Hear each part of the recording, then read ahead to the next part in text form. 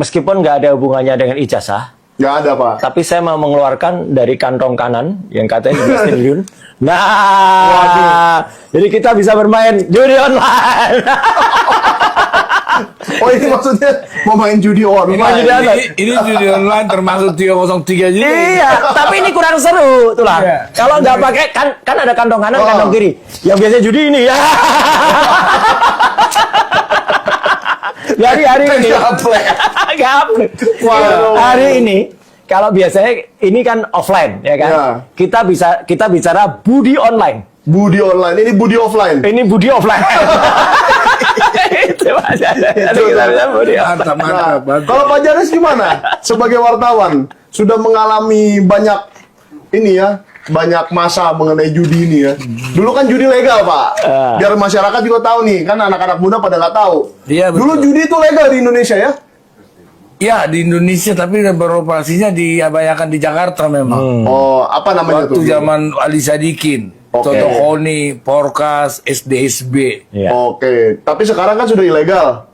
Tetapi sekarang kayaknya ada website-website yang tidak bisa ditutup oleh pemerintah. Bukan nggak bisa ditutup, udah store. Oh, udah setor. Dan ini sebenarnya Aduh. apa yang disampaikan Pak Janes sih betul. Jadi artinya saya tuh heran Mas gitu. Ya. Harusnya pemerintah tuh punya legacy untuk menutup.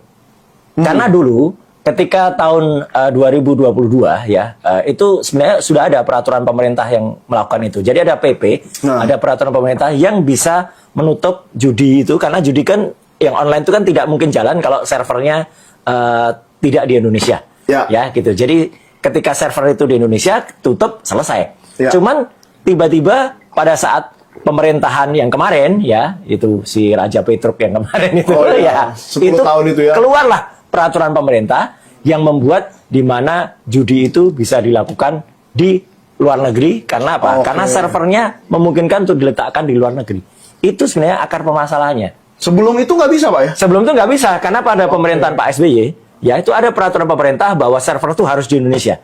Nah, ketika server itu harus di Indonesia, dengan mudah pemerintah tuh mencekek istilahnya. Ya, supaya dia tidak berjalan di sini. Gitu. Ketika kemudian rezim berikutnya, nah dibolehkan server itu diletakkan di luar negeri. Ini masalahnya. Itulah masalah teknis. Berarti si Jokowi juga ikut terlibat dong. Ya, dikatakan kalaupun dia tidak secara tidak langsung terlibat akibat kepresnya dia punya Tidak sendiri. mungkin dia Iya. tidak tahu. tidak mungkin tidak tahu. Ya gitu aja lah kita bilang. Kalau terlibat kan kita nggak bisa menilai ya. Iya. Seperti jawaban saya di Polda kemarin, saya tidak bisa menilai. Karena